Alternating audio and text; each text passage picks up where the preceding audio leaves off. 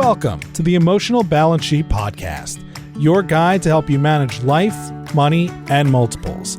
Each episode, host Paul Fenner, Tama Capital's president and founder, and the proud parent of 4 amazing children, including 1 set of triplets, will provide insights on successfully sustaining an active lifestyle, career, and family through comprehensive wealth management strategies, financial education, and lifestyle planning, specific to parents raising twins, triplets, and more.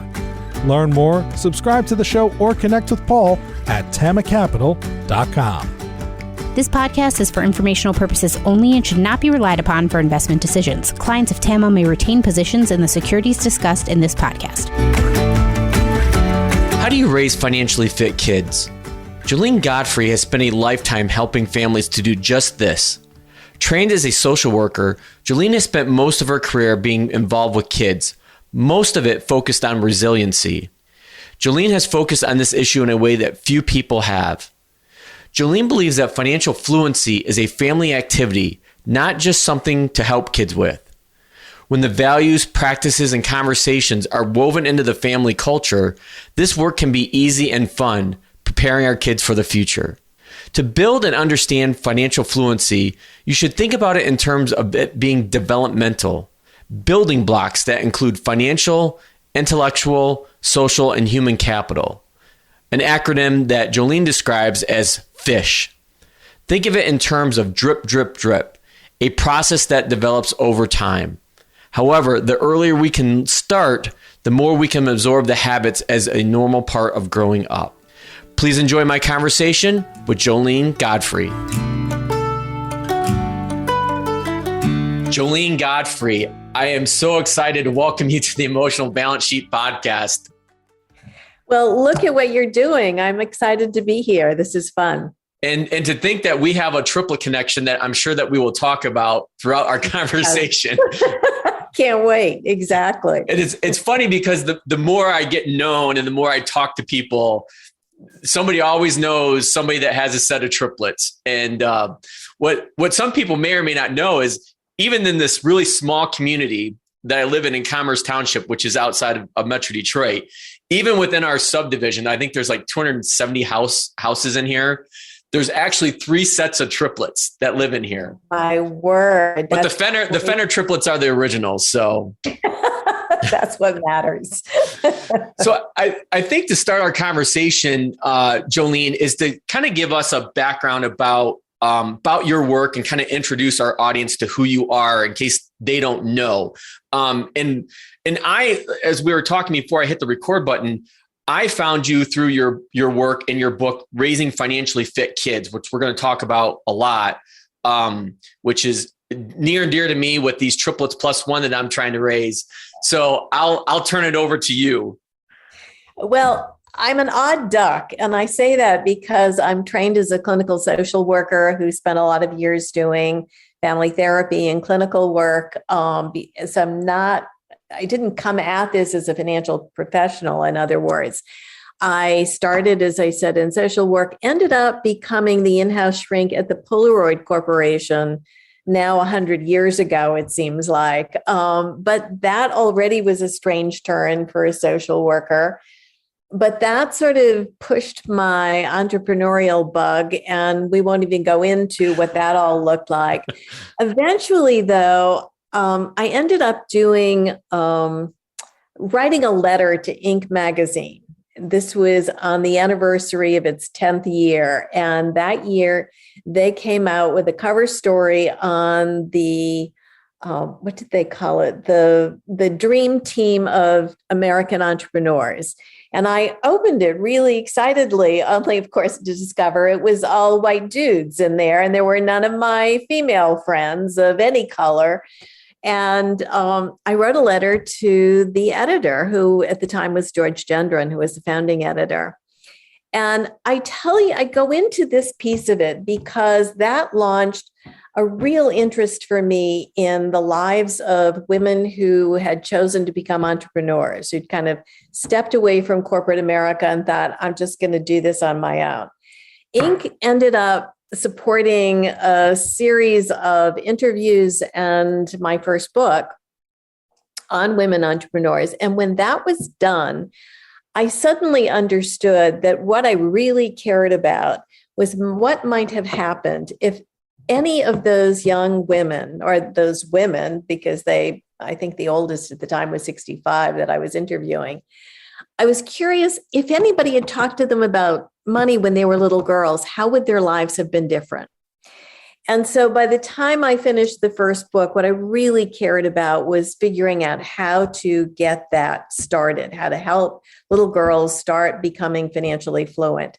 That is another whole long story of itself, but I will say that it took me about 6 years before I decided that was really important. It's still very important, but it turns out financial fluency is important for both boys and girls. We assume too little for girls and too much for boys. So we've got problems on both sides. And it was out of that the first Raising Financially Fit Kids book grew.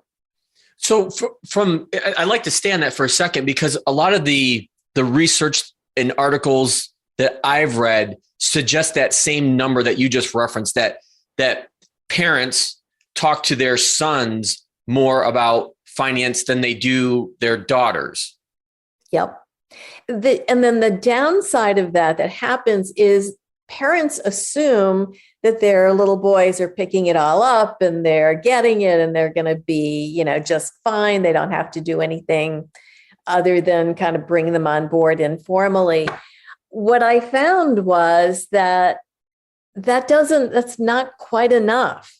And so there are a lot of guys who approach me as adult men and say, listen, in fact, one of my favorites who became a client is this guy who was, I think Chad was maybe 29 or 30. First time I met him, I was giving a talk and he approached me, total stranger, with my Raising Financially Fit Kids book in his hands. And he said, I need this. I want you to tell me and teach me this. I don't want a business school class. I want this. And what he was saying is what I get all the time, which is, look, we need to start with basics. We can't assume people step in and suddenly they magically know how to invest or how to talk to an advisor or how to think critically about financial decisions. And I just say to families all the time, you would not leave a kid in the middle of Lenin Square in Moscow and think that they could speak Russian. You'd prepare them for that. We don't do that for kids when it comes to money. And obviously we need to. And that's one of the things that I encounter when I'm first working with a family from a wealth planning standpoint, is just getting over that initial fear that they have in either stepping into my office or picking up the phone or having a Zoom call.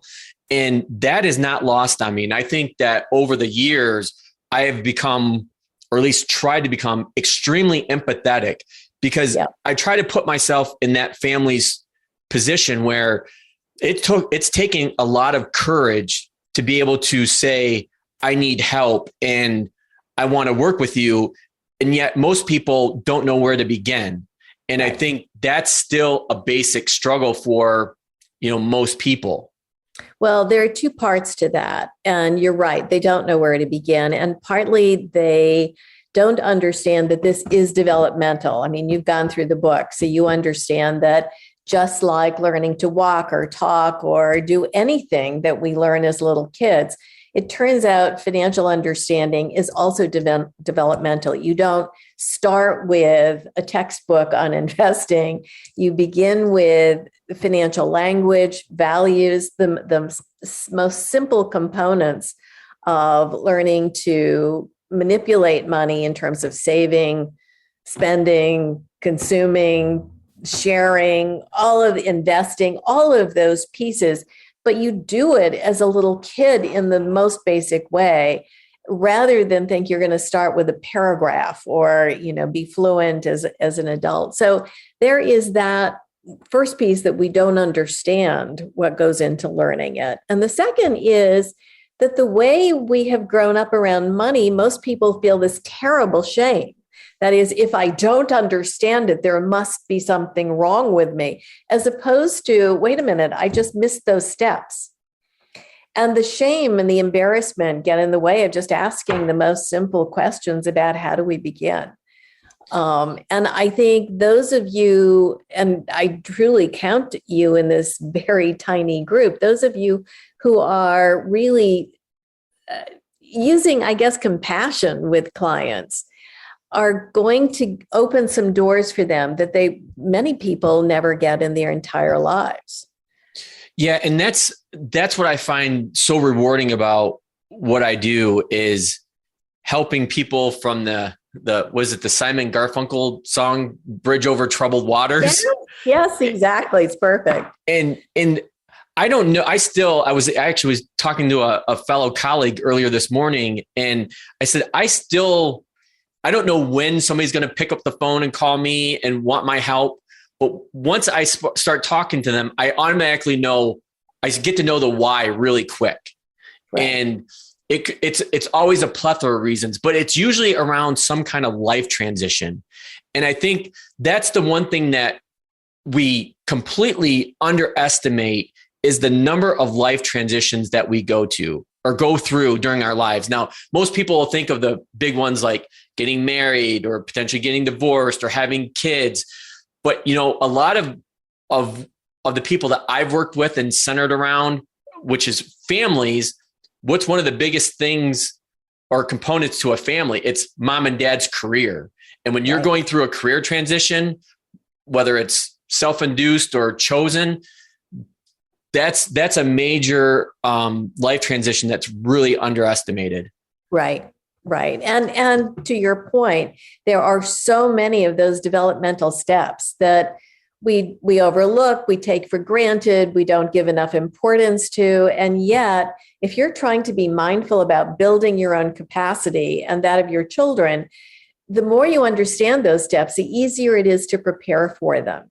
And particularly now when change has so accelerated that we can barely keep up with it, the idea of preparing children for the future is mind-boggling. I was saying to somebody yesterday that it used to be that families could think, well, if I can just get my kid through college, we've got success. Now the question is, how do I prepare my kid for the future? And that's the $1 million question for grown-ups as well as kids. And so one of the things I'm looking at with families is, look, let's use those developmental milestones so we can prepare for them. And you can be much more anticipatory about preparing kids for the future rather than being reactive all the time. So it's a shift of mind, a shift of framing in terms of how we think about developing kids for the future. And I think along those lines, in just the topic of talking about money is so taboo. Is like, I remember growing up, it just wasn't talked a lot about. I mean, you basically knew who had money and who didn't, and you knew where you fit in that sphere, if you will.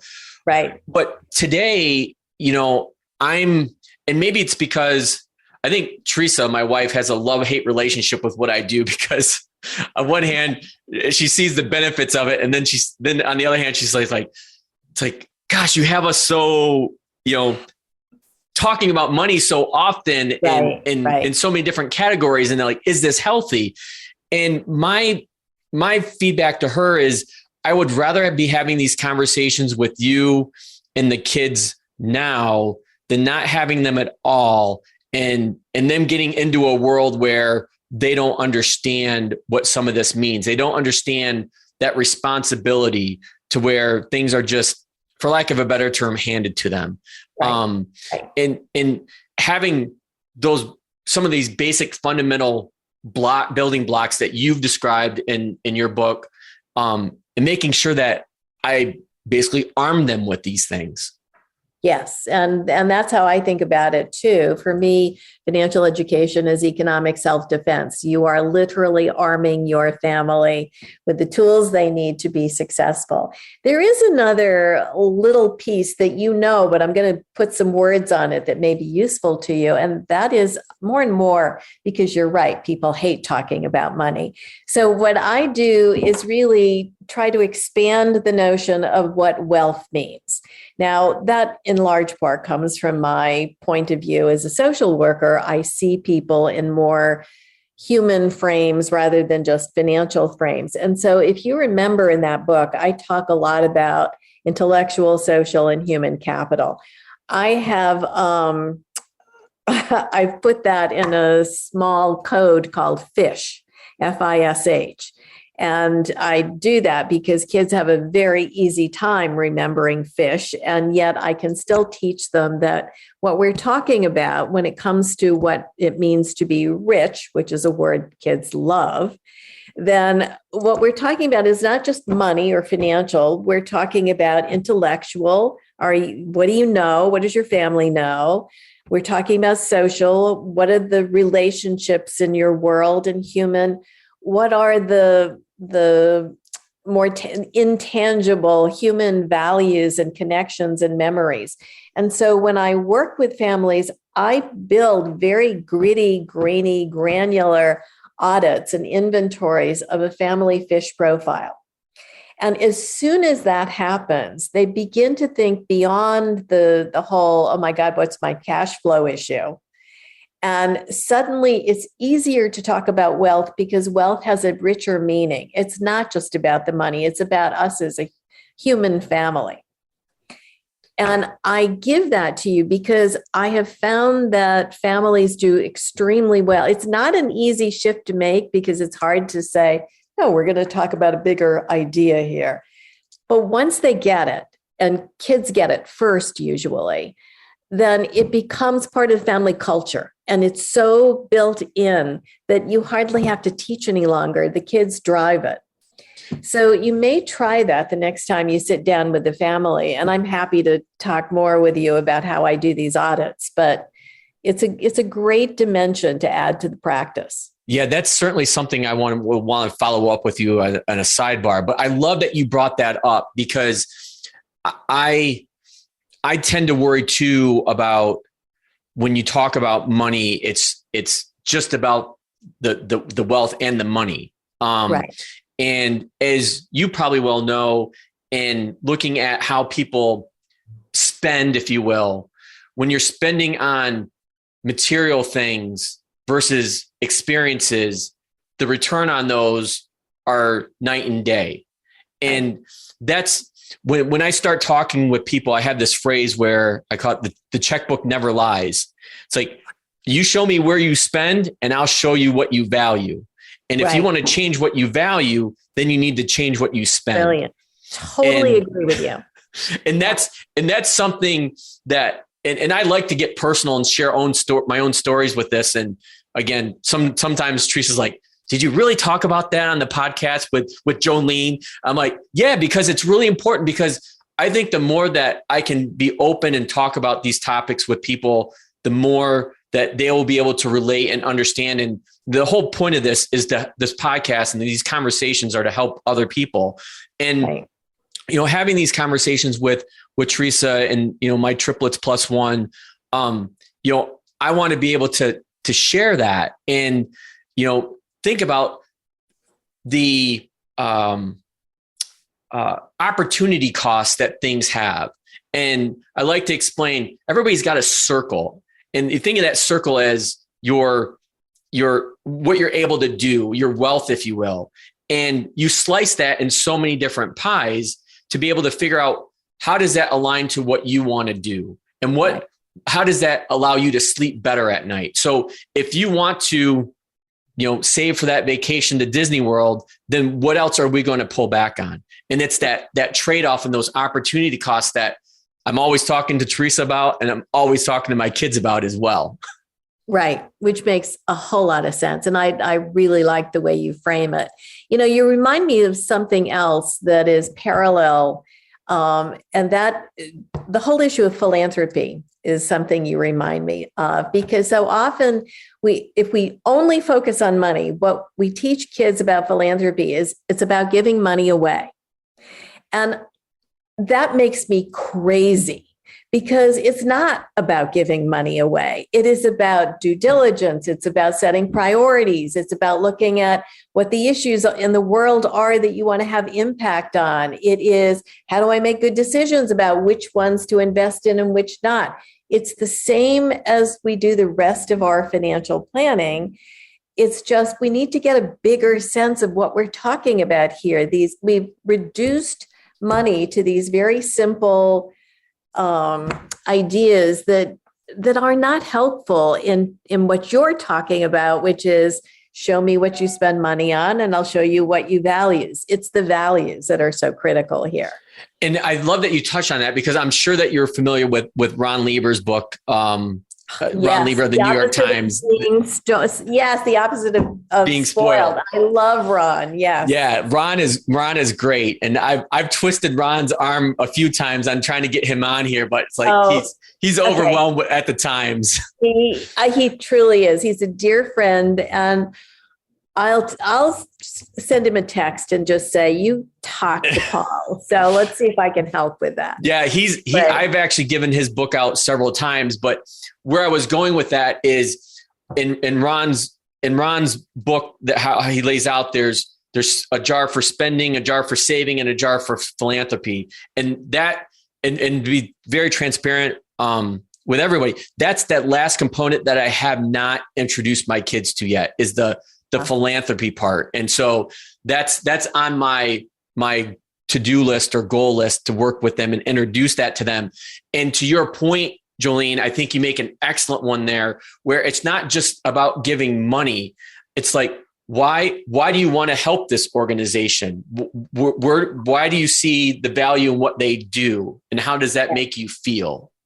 Well, and how do you move from what lots of people refer to as checkbook philanthropy to more strategic philanthropy? Mm-hmm. And interestingly, I watch 10-year-olds figure that out. If you give them the models, if you do, say, a quadrant on a white piece of paper and you say, okay, let's figure out on this, do you care about things in the world or right here in home in the local town? Is it emergencies? Is it long-term? You let them work through that. And a 10-year-old can figure that out. And then you take them through a bunch of those quadrants, help them figure out what's important to them. And then when they're ready to give money, you take them back and say, okay, which of these things that you said is important to you, does this check off for you? Honestly, I think people underestimate the intellect of young children in terms of making values decisions. And sometimes they're better at it than their grown-up parents. Yeah, I was just going to say that I've seen instances with my own kids where they actually teach me about it, because they can see and really articulate the value in what they either want to do or what they want to buy, and can put good reason and rationale behind that justification. Right. Yeah. Anybody who's ever argued with a kid about what they want knows that they can run circles around you in terms of their logic in that regard. Yeah. Sometimes they're too smart for their own good. Exactly. So one of the areas I wanted to pivot to next was this financial apprenticeship framework that you've developed. Can you talk to us a little bit more about that framework and how that works? Sure. So I think I said a few minutes ago, I think developmentally, that is, I'm deeply aware that there are some things, they're just almost a time clock of when kids learn to crawl, walk, stand, all of those things. It's the same with our language. It is developmental. At 2, you don't start reading Kant or, giving long sentences. It turns out it's the same for financial conceptualization, that you begin with very small ideas and foundations and language, and you use those early building blocks, if you will, to build on. And so because I think developmentally, what I began to do is think, well, what is it we need to begin sort of 4 to 6 year old with? What do we need to begin to be doing then with a 7 to 10 year old? And I began to put out the very specific tasks that needed to be mastered at those ages. Now, it's important to know, and this is where a lot of people get confused. Remember, I'm talking developmentally, not chronologically. So families will say, oh my God, that's terrible. I've got a 16-year-old and it's too late. It's all over. And of course, what I have to say is no, that's chronologically, they're 16, but developmentally, they're young. They're just beginning. So let's go back with that 16-year-old and start at the beginning.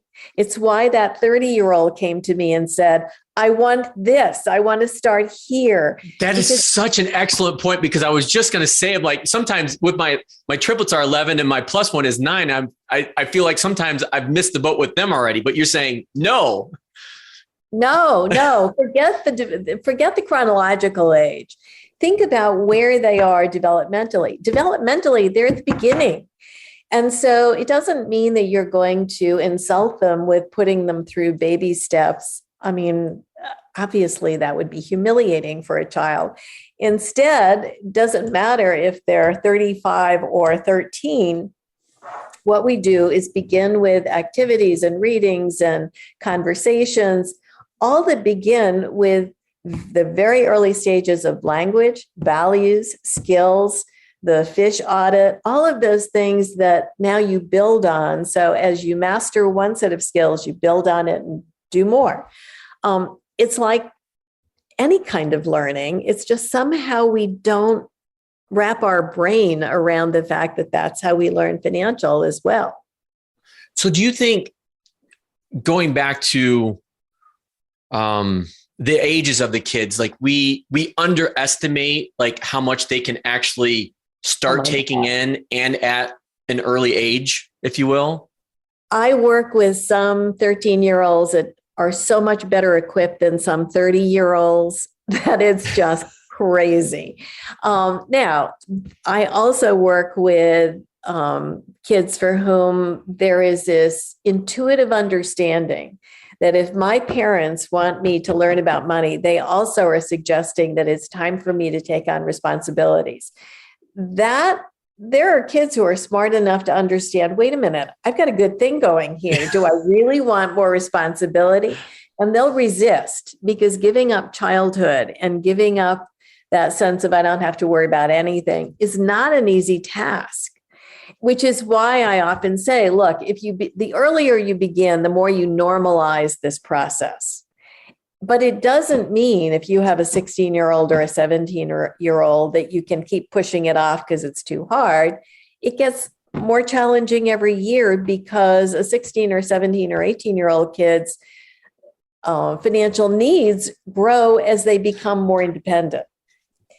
And unless you're ready to subsidize those kids for the rest of their lives or for a very long time, you really want them to build capacity in those children, particularly given how much the world is coming at them. I mean, Lord, families are now having to struggle with this business of currencies. Are we talking about international currencies, cryptocurrencies?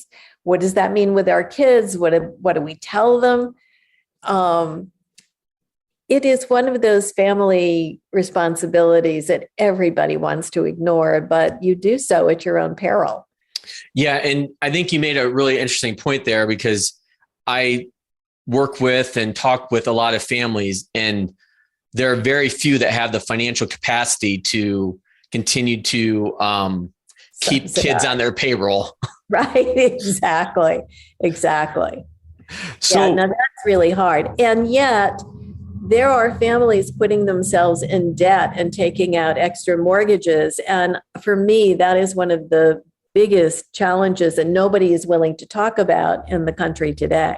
Yeah, that's a really interesting point you bring up, because that is when I start having conversations with families, that's when it gets starting to get dicey for me, and having to be a third party, neutral arbitrator, if you will, and bring up the point. And in fact, I'm like, you're sacrificing your potential retirement, happiness, and lifestyle to be able to do this for your kids. Now, if you're telling me honestly, it's worth it, this is what you want to do, this is why you want to have this life, then that's okay. But I don't think many people are honest with themselves when they do say that. I think. Well, and I would push back because I would say it's not okay because they are disabling their children by not building capacity in those kids. I mean, dad has a heart attack because he's so stressed out. There's no income coming in. That kid is there, deer in the headlights, and they are not prepared to be adults. That robbing them of that capacity building, I think, is one of the biggest mistakes and most awful things a family can do. And I understand why they do it. Every family wants their kid to be happy. And yet that's different from making them competent. And I think that trade-off between this sort of idealized notion of what it means to be happy versus building strengths in kids is one of the, I don't know how we got so astray on that over the last number of decades, but we do. And confusing making a kid happy with keeping them from having to have any responsibility, I think is just criminal. So I struggle with that. And I know a lot of other families do. And I can give you a very, very basic example of that is when it comes to electronic devices. If there's one topic that we, in my age group of 40 something or older 30 something parents have in common, is when we get around together, we're always talking about this topic of electronic devices and how influential they can become or are, how to regulate, how to manage. And it was already hard before the pandemic. But once the pandemic hit and, we found ourselves trying to homeschool plus trying to work from home at the same time, it became really hard. And I see it more so in boys than I do the girls, because obviously I've got my own petri dish here. But then when I'm talking with other families as well, they're telling me the same things. And that's a major concern. And we're still trying to get our arms around it. So there is a response to that. I'm going to try to give you a very quick one, but we may want to talk about this offline as well. Here's the story. I'm giving a talk at the Harvard Business School. I finish as I always do. And at the end of it, I have this long line of Harvard Business School graduates who are at the reunion, and they are just dying to tell me a story because of something I've said in this talk. And I stand there listening to one story after another for easily 30 minutes. And that night, I think to myself, oh my God, what those individuals were saying to me was what their mother or father or grandparent had nagged them about as they were kids, because every one of them started with, my mother always used to say, or my grandfather would tell me. And I realized, maybe because I was at the business school, it's like marketing 101, repeat, repeat, repeat. And in my world with kids, we think of that as nagging. But we stopped nagging kids a long time ago because God forbid we annoy them in any way. It turns out repetition, as we all know, is the secret sauce. So I don't care if you're dealing with technology or peers and friends or their clothing taste or what it is. But I have come now to say to families, nag, nag, nag. That's your job. And I don't know when we decided we needed to be so polite to children, but I want to give it up. That is extremely insightful. And I wish that we were in the same room. I'd give you a big hug right now, Joline, because Teresa and I have literally been talking about this, quite often and trying to figure out because and I hear this from other parents too. It's just, you get worn down. Like you like to your point, you repeat, nag, nag, nag. And you just get to a point where you get It's exhausting. And I think people always ask me when I tell people, like, our situation, like I have these triplets, and they're like, oh my gosh, like, what is that like? And the one example I've been giving lately, it's like, they just come at you in waves versus having one or two. Like there is a distinction between man-to-man and zone defense when it comes to parenting, which I know you probably know all too well, especially with that smile right now on your face, which our audience can't see right now because we're at a podcast. But they just continue.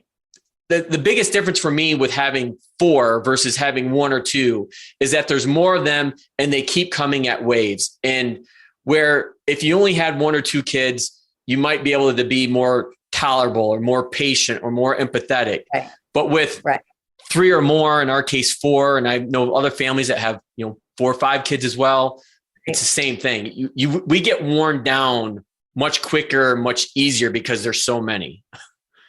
So I'm just going to say, Paul, that I said to somebody earlier today, we are planting forests, not tomato plants.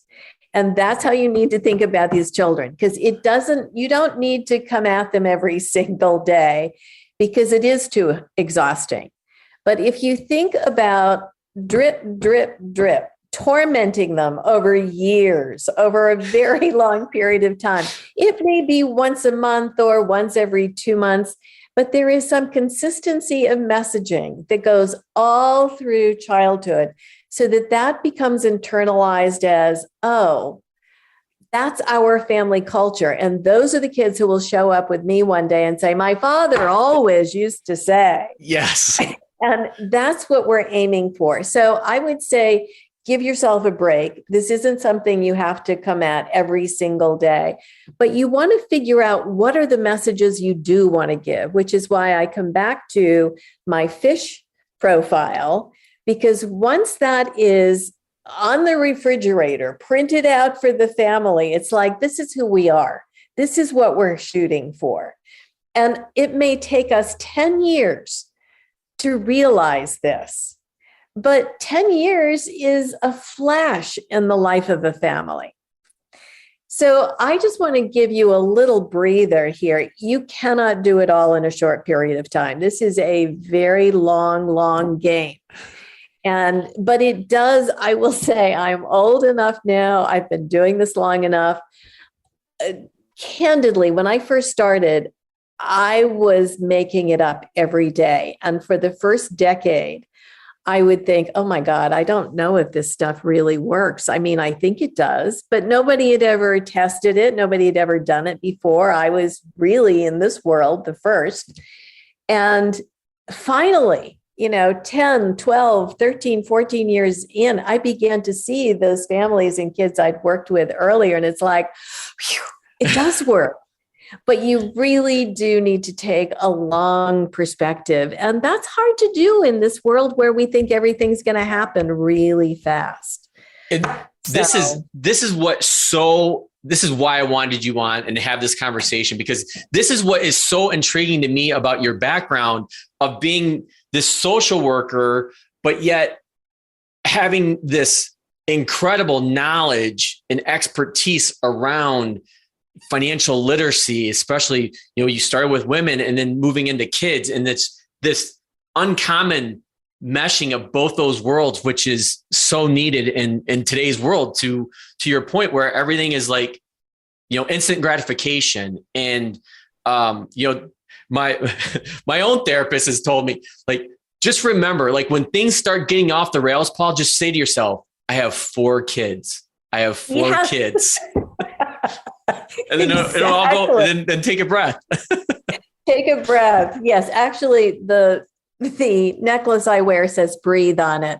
I wear this all the time. Just breathe. That's what we have to do. I do want to add one little tiny piece, though, again, for another time.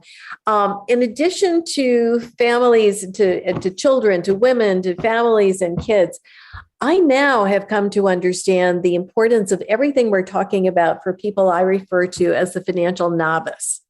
And I would say almost anybody over 18 up to the age of 95 if they have not gone down their own sort of professional financial road, they are a financial novice. They are dependent on professionals. I mean, I would not pretend that I understand intellectual property the way my IP lawyer does, nor does anybody expect me to. Right. But somehow when it comes to money, we expect people to have almost the same level of understanding as a professional. And it's like, no, it doesn't work that way. You really do need to understand that these are adult novices and they too are just beginning, because none of us got this education early on. So I think where I want to go next, because I know I only have you for a finite period of time, but I want to come back to the book, Raising Financially Fit Kids. And I know this will put you on the spot, but if there's 1, 2, 3 critical points that you would want parents to know about the book, and obviously we're going to put a link in our show notes, for people to go and get it, which I highly recommend. What would those critical points be that you would want parents to know about? Think in terms of drip, drip, drip over a long period of time in terms of instilling language, values, and skills. This is not an overnight process. Begin early. And if you don't begin early, don't freak out. Just begin at the beginning, no matter how old the kid is. And I think you see in the book, I talk about whether they're 12 or 16, what it means to start at the beginning. So that's the second thing. I think the third thing I would say is this business of really expanding the notion of what it means to be wealthy in a family. And I mean that regardless of what your asset base is. It's not just about what kind of money you're bringing home. It is about understanding and really understanding how to leverage the intellectual life of the family, the talents, the knowledge, the experience and education. It's understanding how to leverage the relationships, not just in a transactional way, but in a real way. And it's about understanding that human capital, that sense of identity, is so much more valuable than anybody ever pays attention to. The great dilemma in the country today is the number of kids who are feeling anxiety. Now, they're feeling anxiety for a gazillion reasons, but not the least of those reasons has to do with trying to now answer the question, who am I? Who am I in the context of, I don't even know if I go to school full time. Who am I? I don't know what kind of careers are ever going to be out there. Who am I? What kind of job am I going to have? Anxiety is at the root of many of the things families are dealing with. And that, for me, is part of this whole fluency piece. If you can help kids understand internally who they are, it is a step forward that is going to make both their lives and the family life that much more stable, rewarding, fulfilling. So these are big issues. It's not as easy as I'm going to teach kids how to do a balance sheet or a checkbook. These are big, but they are juicy, marvelous issues and can really enrich family life. So I know that usually most people that listen to the show know that my closing question is I ask what the best thing about being a parent is. And I know that you don't have any kids.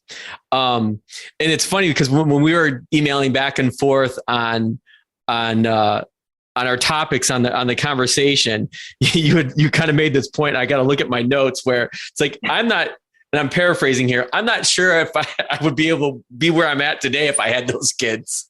I'm sure I wouldn't have. And partly that's because over the course of my career, I have worked with well over 400 of the world's wealthiest families. One of my clients had 250 family members over 5 generations. Another one had 150 over 4 generations. I mean, I'm dealing with really big, complex systems.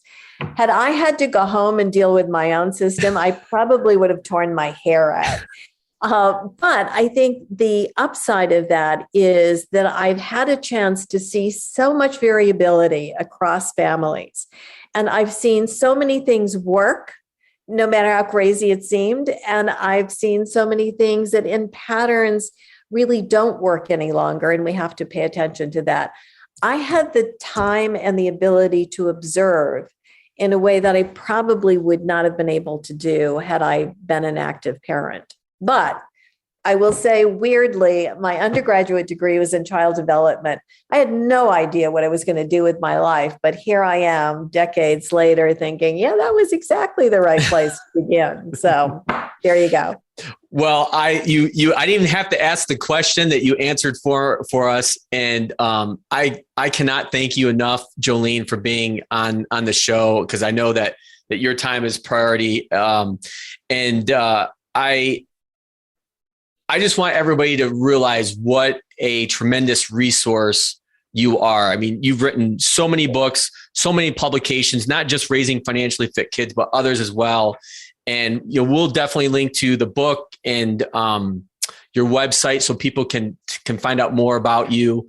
But Joline Godfrey, I can't thank you enough for being on the show. And I'm really looking forward to building a long runway relationship with you. Drip, drip, drip. Drip, drip, drip. Exactly. Thank you so much, Paul. It's fun to talk to you. More later. Thank you for listening to this episode of the Emotional Balance Sheet Podcast.